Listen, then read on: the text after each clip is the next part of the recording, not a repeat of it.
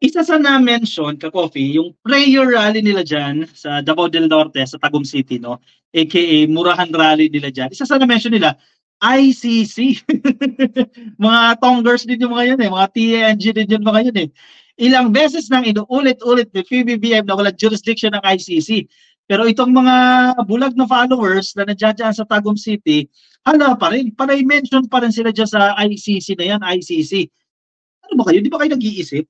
Di ba basic yan? Kung ikaw ay strategist, kung ikaw ay critically thinking ka, no, ito yung mga issue sa inyo. Yung na-solve nyo na, yung hindi nyo na problema, cross out nyo na yan. Huwag nyo sayangan yung laway ninyo, yung oras ninyo sa paulit-ulit na ICC na yan. Dahil mismong si PBBM mismo, nagsabi niya, walang jurisdiction ng ICC. Pero itong mga, hindi mo alam kung mga eng-eng ba yan, na mga nagsipagsalita dyan ka-coffee sa Tagum City, mention pa rin pa kayo ng mention ng ICC. Ano ba gusto nyo? Ipasok itong ICC. Sinasabi na nga ni PBBM, walang ICC. Kayo, no to ICC. Ano ba yung paulit-ulit kayo dyan eh? Hindi ba kayo makaintindi? Sabi ng administrasyon, walang ICC, walang jurisdiction, pero kayo, siguro, dahil wala kayong ibang ma-issue na naman sa administrasyon, eh, syempre, ugali nyo, mag-recycle kayo ng issue. Ayun na nga. Nag-recycle na naman sila ng mga issue, ka-coffee. ICC na naman pinag-usapan nila dyan. Pati yung host nila, narinig ko eh. Pinag-usapan, no to ICC, blah, blah, blah, blah, blah. Ay, ba kayo? Kasasabi lang eh. Wala nang ICC, ilang beses nang inulit-ulit yan eh. O yan ha, para sa mga hindi makaintindi. Nagsalita ulit si PBBM dyan. Sana last na ito ka-copy ha. Sana maintindihan nyo na. Philippines will not serve arrest warrant from ICC versus ex-President Duterte. Sana makatulog na kayo ng mahimbing dahil mahal pa rin kayo ng presidente. No? Kasi kung mahilig maghiganti itong si PBBM, paresto na yan si Dongxi, si Dongdongxi. Di ba hindi? Kasi hindi niya ugali yan, hindi kasi pangit ng ugali, no? Ang ugali ng presidente. Si Harry Roque mismo nagsasabi, mabait si PBBM. Kaya siya nabudol daw, sabi niya. Ayan, sa mga hindi pa rin convinced, inulit na naman para sa inyo, nakakahiya kasi sa inyo, inulit na naman ng presidente yan.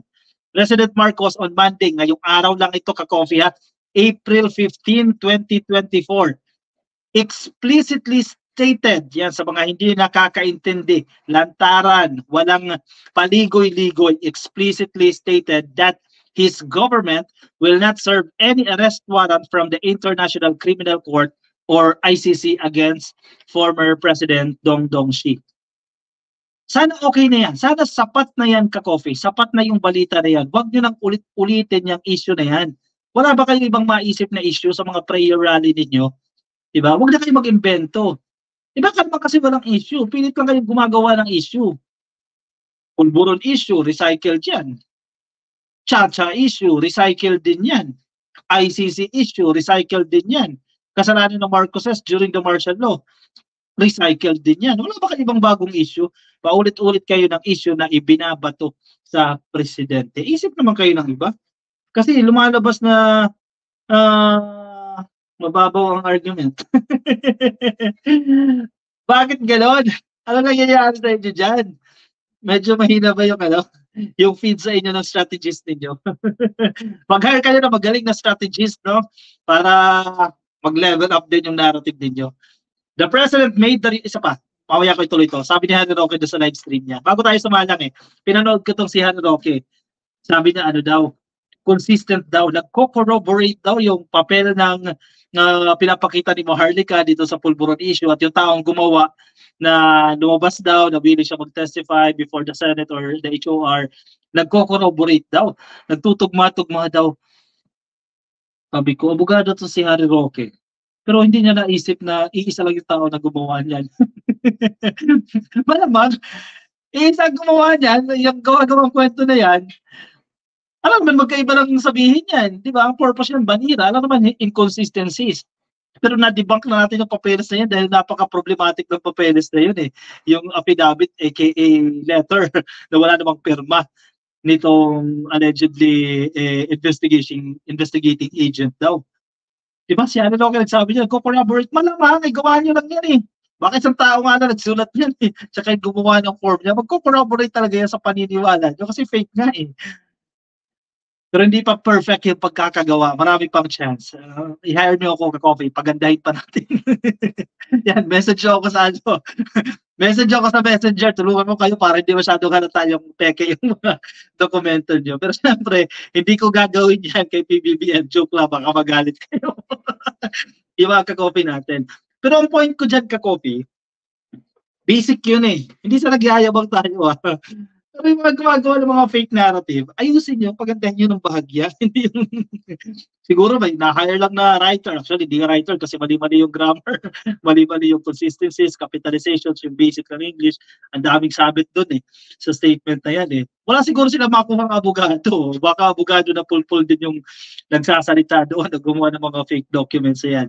Tapos sasabihin nyo, nagko-corroborate, invento nyo lang, gawa-gawa nyo lang. Nako, napapadaldal na naman tayo dyan. Sige, move pa tayo dito. Dito tayo sa issue ng ICC. Yung mga paulit-ulit dyan, ito, pakinggan ninyo na naman to, bago statement to ni PBBM para tumigil na kayo sa kakasigaw nyo na, no to ICC, no to ICC. Yung mga eng-eng, sino ba nagsabing may ICC pa? Sabi na ng presidente, wala. The president made the remark as he maintained that ICC has no jurisdiction over the Philippines. Malinaw. Dapat naintindihan agad ni Harry Roque yan Siya na mismo yung magpaliwanag dyan Di ba? Walang jurisdiction, walang legal basis bakit mag-i-exist itong International Criminal Court dito sa Pilipinas. In the first place, we are no longer a member of the ICC. Hindi nyo ba mag-gets yun? Na kapag nag-serve ng warrant of arrest, mate-technical nyo si PBBM at babalik din sa kanya yan. Basic yun Di ba dapat alam nyo na yun We don't recognize the warrant that they will send to us. That's a no, Marcos said when asked if the government would hand over an arrest warrant to his predecessor in the case of the ICC issues. We are well within international law when we take the position of not recognizing the jurisdiction of the ICC in the Philippines, he noted, reiterating that only countries with no functioning judicial and law enforcement system need the ICC intervention. Kahit nga miyembro pa tayo, kahit hindi tayo miyembro, pag hindi na gumagana yung judicial at judicial system mo ng bansa, posible pa manghibasok na ang international body dyan. Malinaw na malinaw gumagana yung ating judicial yung ating judiciary. Law enforcement, gumagana. Tapos papasukin nyo yung ICC. Ayaw nyo, pero paulit-ulit kayo, ayaw nyo kalimutan yung issue na yan. The president also said in February, yan, nabasa na rin ang balita ito, Ayan, na-remind na rin kayo ng GMA, The president also said in February last year that he would not cooperate with the ICC investigation. He also said that he considers the ICC a threat to Philippine sovereignty. February last year, Nag-iba ba? Nagbalentong ba, Harry Roque? Di ba hindi? Tapos kayo, ayaw nyo pa rin maniwala. Hala, sige pa rin kayo. ICC, no to ICC. Pati yung host, naririnig ko, artista pa man din At alam ko, UP. UP graduate yung host na yun Anong nangyari?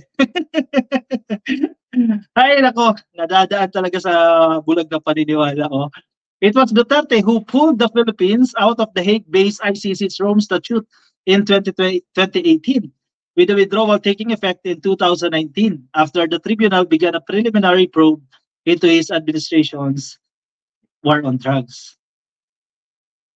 Tigil na kasi kayo. Tulong kayo, pagandahin natin yung Pilipinas. Tulong kayo sa administrasyon. Di ba? Hindi yung paulit-ulit kayo dyan sa issue, mga recycled issues nyo. Hindi na kayo nakamove on dyan, paulit-ulit na. Rian Medora, shout out kay Bayad Bay. Oy, iba na tayo. Oy, Rian ikaw May mga nagkakape. May mga kumakain. Oy, si DJ Byron, nakikinig sa atin, guys. Kung gusto nyong pumasok ang ICC, let ICC investigate. Correct, DJ, Ang kulit ng mga to Wala na nga Di ba? Ulit-ulit kayo dyan. Julit-julit ninyo dyan. Sabi ni Jocelyn Herrera, Boss Joe, ayan natututo ka na din na mapanakit sa mga kasi itong mga fake news na magpapakalat ng fake news kung ano pa mga bintang nito mga kukunin ng shiny si Digong, babawiin nila pera nila dahil hindi sila magtagumpay na iupo si Sara, sabi ni Bottom TV. Ganun ba yun? Yung ba yung promise doon? Yung ba yung commitment doon? Kailangan manalo kayo sa presidency. Gano'n kaya kalaki yung ibinuhos na pera? Yung ba yung conditions niyan? Yung problema, hindi nag-work Guadalupe, Tanya, ganda ng ipin mo ka-coffee. Hindi naman, talaga naman si Ma'am Guadalupe na ubig na naman. Mamaya, boss, pumakit tuloy yan. Napuri eh. Ipapasok na lang para naman kahit minsan tumama sila sa kulang nila. Trevor Phillips. Pwede rin, di ba? I-grant na ni PBBM yan. Ang kulit nyo. Ang kulit nyo rin. Wala na nga eh. Pag walang nangyari sa ICC at Pastor Senior, ang hustisya ng Pilipinas, wala pong kapag-asa, sabi ni Lilianera. Totoo din naman ka-coffee na malaking factor kapag may chiching-chiching ka dito sa Pilipinas, no? And we cannot change that overnight, no? Medyo mahaba-habang proseso din yan ka-coffee, no? It takes time to change that culture, no? Pero hoping pa rin tayo na eventually maayos din natin yan. Pero di ba ka-coffee, 1 year pa na nakaupo si Duterte, member pa tayo ng ICC. Yes po, 1 year. Kasi bago mag-take effect yung withdrawal, 1 year pa po yan. Sabi nga ng Korte Suprema, di ba? May responsibility pa rin, may accountability pa rin ng gobyerno ng Pilipinas na tumulong doon sa investigasyon ng ICC. Pero because during that time, member pa tayo ng ICC yung na-commit yung allegedly mga crimes na yan. Pero sabi ni PBBM, malinaw siya dyan, hindi mo pwedeng ano yan, hindi mo pwedeng pahintulutan itong ICC mag-serve ng kung ano-ano. No? Kasi threat yan sa ating soberanya. Swerte nyo, ganun yung statement ng presidente. Kung mapagigante ang presidente, baka nandiyan na sa Europa nakakulong yung ano nyo, amo ninyo dyan. Ganun talaga bro ka-coffee pag naka-fentanyl. Ay, ganun ba yun? Sobra ba? May napanood akong Korean drama ka-coffee, no? Sa Korea pala, sino mga taga-Korea dyan nakikinig sa atin dyan sa Korea, no? Bawal pala ang fentanyl sa Korea, no? Kasi ano yung batang yon, yung kwento, nakalimutan ko lang yung title ng palabas na yan, diba? Sa Korean drama, Korean series. Yung bata, dinikitan siya, didikit parang patch lang pala, dinikitan siya ng fentanyl, no? Tapos parang na-high siya. Grabe yung epekto ng fentanyl. Sabi ko, siguro ganun din ginagawa kay Dong Dong. Grabe high talaga yung bata eh. Nung binubuli kasi siya ng ng mga classmate niya, dinikitan siya dito ng fentanyl. Ang sarap ng pakiramdam nun. Idol, dapat ang ICC na bahala dyan lahat para wala nang maingay, sabi ni Geno Gonzaga Onigo. Problema, hindi po. Actually, si PBBM, consistent siya doon legal basis. Pansinin niyo yung mga decision niya. Lagi may batayan yan. May legal basis yan. Which is dapat, di ba? Yun naman talaga yung yung tawag yan, smart decision, di ba? Brilliant decision. Lagi kang may basis. Maging ikaw, tayo mismo, sa buhay natin ka-coffee, when we decide on things, make sure na may pinaghuhugutan tayo. Pag may decision tayo, may pinaggagalingan tayo. Nasapat, di ba? May batayan tayo, bakit naging ganito yung claims natin, bakit naging ganito yung statement natin. Kung ikaw boss ka, no, bakit mo siya tinanggal? May batayan ka. Kasi eventually baka dahil padalos-dalos ka ng desisyon, babalik din sa'yo yan. Tignan mo yung nangyari dyan kay Kuya Gob, dyan sa Davao del Norte. Mabait yan si Kuya Gob. Sinabi ko to, paulit-ulit ko ka-coffee. Ilang beses ko nakasama yan sa kainan. Kasi sa isang table talaga. No? Sabi ko nga kay Kuya Gob sa kwento niya, sir, pwede ka magpresidente kasi maano siya sa tao talaga, malapit siya sa mga tao. Hindi ko sinasabi na mali yung desisyon ng Malacanang dyan. Pero hindi sapat yung mabait ka Dapat may ka rin may legal basis ka sa bawat desisyon mo. Feeling ko naman, convinced ako dito na yung naging desisyon ni Kuya Gob na bawiin yung service vehicle ng isang board member kasi hindi raw ginagamit. Isang wrong move yun na nagawa niya. Kaya nakitaan ng grounds yan. Pero kung sa pagkatao, mabait talaga si Kuya Gob. Gloria Cruz, ka-coffee, napanood mo na ba yung bagong video ni Sarah Mau? Parang may pinaparinggan na naman si Fiona. Bago ba yon? Parang wala ako nakita pa. After this, tingnan natin ka-coffee. Panoorin natin yan. Himala, daming absent sa may isog rally. Joey, pa yung marami ba? Pero walang umabot ng 100,000 dun Bakit 100,000 kasi daw yung attend dyan? Wala pa kasi kung 20,000 yan dumalo dyan Jackie Benito, sila sa'yo. Kay Liway Tanzok, kay Solomon Portuguese, at kay Vanji Rubang. Shoutout po sa inyo. Randy Rodriguez nasa Facebook at kay Ruben Alcabedos, nakikinig po sa atin dyan sa Italia. Happy viewing po sa inyo dyan sa Facebook at YouTube. Ka-coffee, yung mga hindi pa po naka-follow dyan sa ating Facebook page, pasuyo na po Pa-click lang po ng follow or like dyan sa Facebook. No? At kung nandiyan kayo sa YouTube, ay pa-click lang po ng subscribe o di kaya ng like lang itong video na to.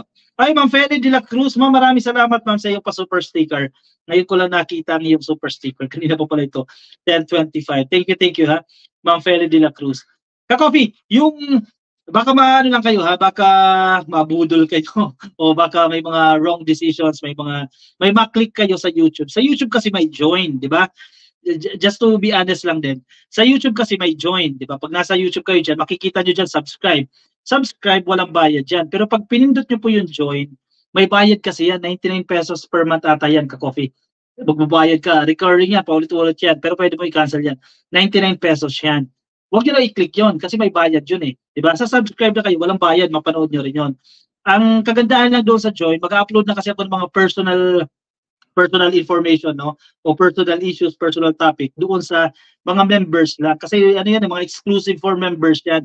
Kung napapansin niyo, may mga kulay green yung pangalan sa comment, no, yan yung mga member, they're paying 99 pesos per month, no. Kaya kung ayaw nyo ka-coffee, huwag nyo i-click yung join, no? Pero kung gusto nyo, starting this week, yung mga members doon sa join na yan, pag nagpindot ng join, mag-upload ako doon ng mga exclusive content. Halimbawa, personal matters or yung iba na hindi ko ina-upload sa regular channel. Pero may bayad dyan, disclaimer ha, 99 pesos ang sinacharge dyan ni YouTube. Kaya huwag nyo na i-click yan kasi may bayad nga yan. Medyo mahal din yan, no? 99 pesos din yan. No?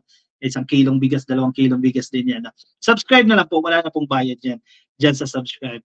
Sige, kuha na ng kape, ka-coffee at move on tayo sa ating next topic.